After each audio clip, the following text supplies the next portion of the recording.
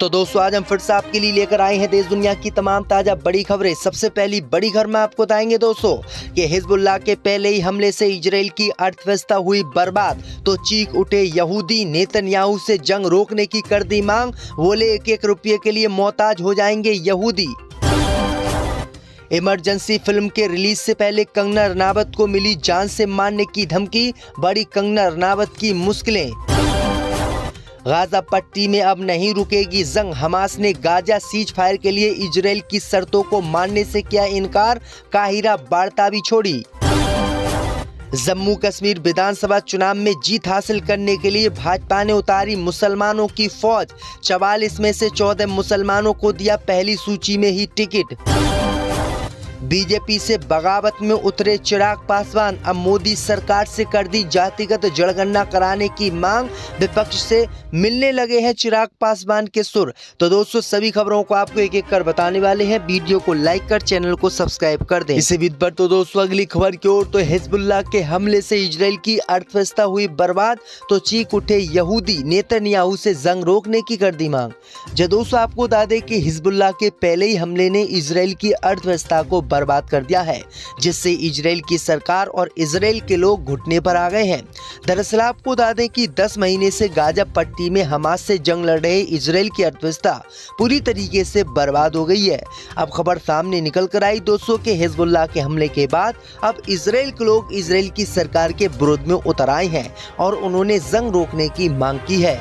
Israel के लोगों का कहना है कि गाजा पट्टी में जब से जंग शुरू हुई है तब से उन्होंने 1 रुपया भी नहीं कमाया है और वो व्यापार भी नहीं कर पा रहे हैं। अगर इजराइल की सरकार ने गाजा पट्टी और हिजबुल्लाह से जंग नहीं रोकी और समझौता नहीं किया तो 1-2 महीने के बाद वो सड़कों पर आ जाएंगे और उनके पास खाने पीने तक का सामान नहीं बचेगा।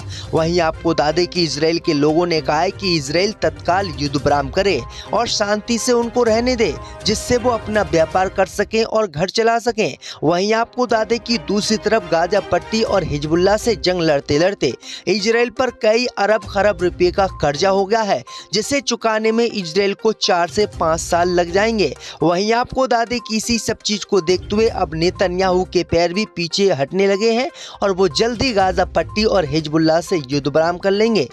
इसी बीच पर तो दोस्तों अगली खबर की ओर, तो इमरजेंसी फिल्म के रिलीज से पहले कंगना रनावत को मिली जान से मारने की धमकी।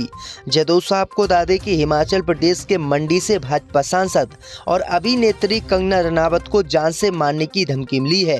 कंगना की फिल्म इमरजेंसी के रिलीज से पहले सोशल मीडिया पर एक वीडियो वायरल हो रहा है, जिसमें उन्हें सिर कलम करने की धमकी सिखों की तरफ से दी जा रही है। इस वीडियो को रीट्वीट करते हुए कंगना ने महाराष्ट्र के डीजीपी के साथ हिमाचल और पंजाब की पुलिस को टैग किया है और उनसे मदद की मांग की है। आपको बता दें कि 6 सितंबर को सिनेमाघरों में रिलीज होने वाली फिल्म इमरजेंसी में कंगना रनावत पूर्व प्रधानमंत्री इंदिरा गांधी का किरदार निभा रही हैं। रिलीज से पहले इस फिल्म पर जमकर विवाद हो रहा है। धमकी देने वालों ने कहा है कि जब हम किसी की जान के लिए सिर काट भी सकते हैं तो हम अपनी बेइज्जती को खत्म करने के लिए किसी का सिर कटवा भी सकते हैं। वहीं आपको बता दें कि इस धमकी के बाद कंगना रनावत की मुश्किलें और ज्यादा बढ़ गई हैं। इस बीच पर तो दोस्तों अगली खबर की ओर, तो गाजा पट्टी में नहीं रुकेगी जंग, हमास ने गाजा सीज फायर के लिए इजराइल की शर्त मानने से किया इनकार। जब दोस्तों आपको बता दें कि गाजा पट्टी में इजराइल और हमास के बीच चल रही जंग अब नहीं रुक पाएगी।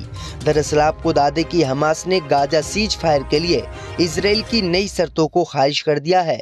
इस प्रस्ताव को अमेरिका द्वारा कतर में 2 दिनों की वार्ता के दौरान प्रस्तुत किया गया था।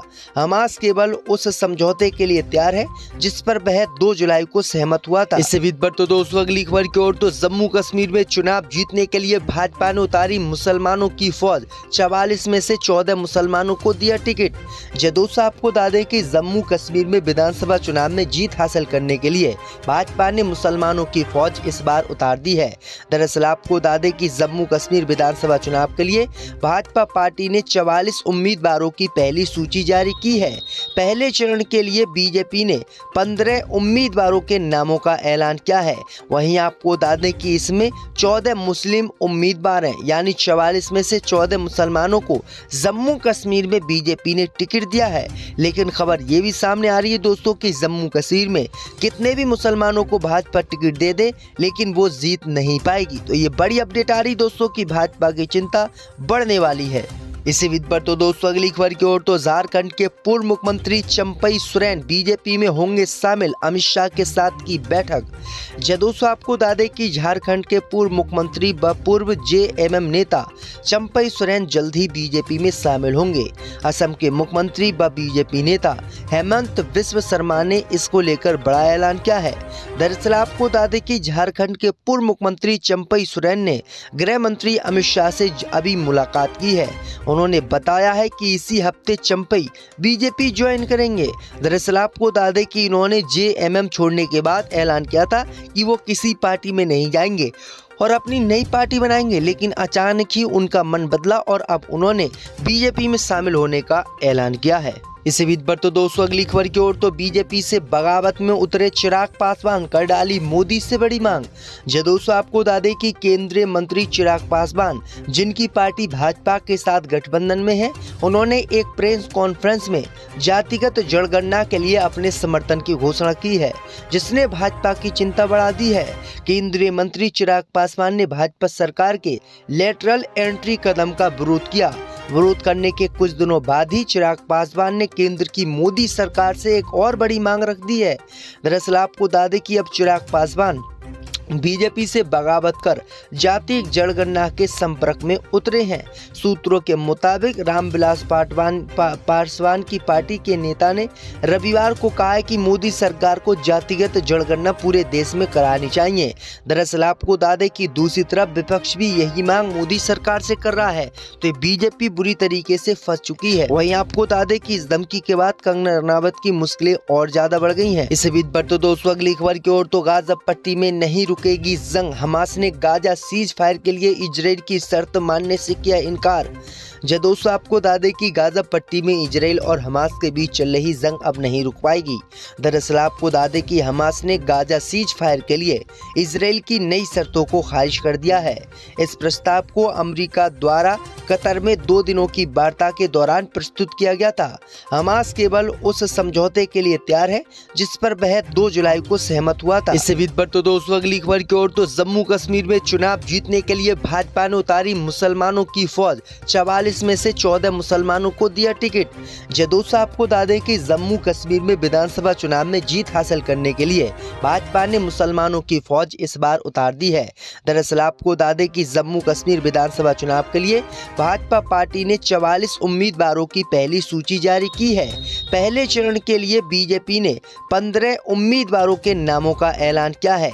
वहीं आपको बता दें कि इसमें 14 मुस्लिम उम्मीदवार हैं, यानी 44 में से 14 मुसलमानों को जम्मू कश्मीर में बीजेपी ने टिकट दिया है। लेकिन खबर ये भी सामने आ रही है दोस्तों कि जम्मू कश्मीर में कितने भी मुसलमानों को भाजपा टिकट दे दे लेकिन वो जीत नहीं पाएगी। तो ये बड़ी अपडेट आ रही दोस्तों कि भाजपा की चिंता बढ़ने वाली है। इसी विद पर तो दोस्तों अगली खबर की ओर तो झारखंड के पूर्व मुख्यमंत्री चंपई सोरेन बीजेपी में होंगे शामिल, अमित शाह के साथ की बैठक। दोस्तों आपको बता दें कि झारखंड के पूर्व मुख्यमंत्री व पूर्व जेएमएम नेता चंपई सोरेन जल्द ही बीजेपी में शामिल होंगे। असम के मुख्यमंत्री व बीजेपी नेता हेमंत बिस्वा शर्मा ने इसको लेकर बड़ा ऐलान किया है। दरअसल आपको बता दें कि झारखंड के पूर्व मुख्यमंत्री चंपई सोरेन ने गृह मंत्री अमित शाह से अभी मुलाकात की है। उन्होंने बताया है कि इसी हफ्ते चंपई बीजेपी ज्वाइन करेंगे। दरअसल आपको बता दें कि इन्होंने जेएमएम छोड़ने के बाद ऐलान किया था कि वो किसी पार्टी में नहीं जाएंगे और अपनी नई पार्टी बनाएंगे, लेकिन अचानक ही उनका मन बदला और अब उन्होंने बीजेपी में शामिल होने का ऐलान किया है। इसी बीच पर तो दोस्तों अगली खबर की ओर तो बीजेपी से बगावत में उतरे चिराग पासवान, कर डाली मोदी से बड़ी मांग। दोस्तों आपको बता दें कि केंद्रीय मंत्री चिराग पासवान, जिनकी पार्टी भाजपा के साथ गठबंधन में है, उन्होंने एक प्रेस कॉन्फ्रेंस में जातिगत जनगणना के लिए अपने समर्थन की घोषणा की है, जिसने भाजपा की चिंता बढ़ा दी है। केंद्रीय मंत्री चिराग पासवान ने भाजपा सरकार के लेटरल एंट्री कदम का विरोध किया। विरोध करने के कुछ दिनों बाद ही चिराग पासवान ने केंद्र की मोदी सरकार से एक और बड़ी मांग रख दी है। दरअसल आपको बता दें कि अब चिराग पासवान बीजेपी से बगावत कर जातीय जनगणना के संपर्क में उतरे हैं।